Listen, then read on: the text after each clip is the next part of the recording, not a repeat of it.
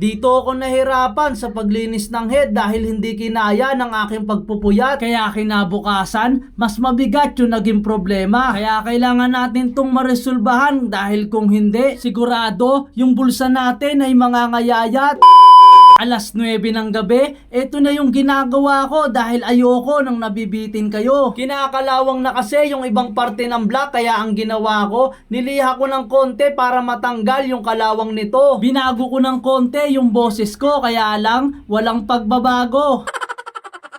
Siguro ay nasanay na kasi ako sa tono na ganito. Kaya sa mga naiirita, pasensya na kayo, ganito na kasi talaga ako. Ito namang head ang nililinisan ko. Dito, masyado akong pinahirapan dahil kailangan ko ng flat screw at martilyo. Magdamag kong nilinis to, halos ilang oras ang binuno ko para matanggal ko lang lahat ng spark plug nito. At oo nga pala, maraming salamat sa mga followers at mga tagapanood. Dahil kung hindi dahil sa inyo, hindi ko makukuha yung 800k followers ko. Hindi ko inaasahan dahil sa loob ng isang araw, nagkaroon ako ng 100k followers. Kaya maraming salamat sa inyo. Sana'y huwag kayong magsawa at huwag nyo akong pagsawaan. Yung tipong katulad sa jowa nyo, kapag ayaw nyo na, bigla nyo na lang iiwan.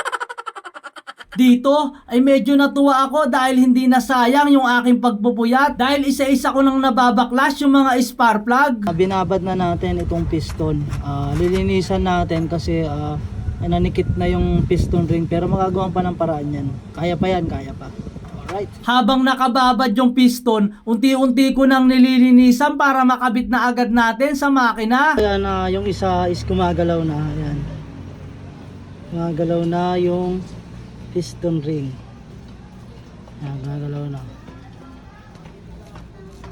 Sabi ko sa inyo, konti linis lang yan eh. Kaya nagpatuloy ako sa paglinis. Ang problema, hindi kinaya ng gasolina. Hindi ko kasi siya mabuka dahil natatakot ako baka maputol ko yung piston ring. Kaya yun ang sinasabi ko sa inyo, medyo matrabaho kaya wag nyo ako masyadong madaliin. Ako lang kasi mag-isa kasi wala akong katulong kaya ang ginawa ko, Itong piston, binabad muna natin sa langis para magbuka yung piston ring. Problema dito, ito. Naputulan tayo ng isang spark plug pero yung dalawa tsaka yung isa, bali tatlo, okay na. Ito na lang ang naging problema. Naputulan tayo ng spark plug, yung pinaka-lock, yun sa thread, yun ang naiwan dito.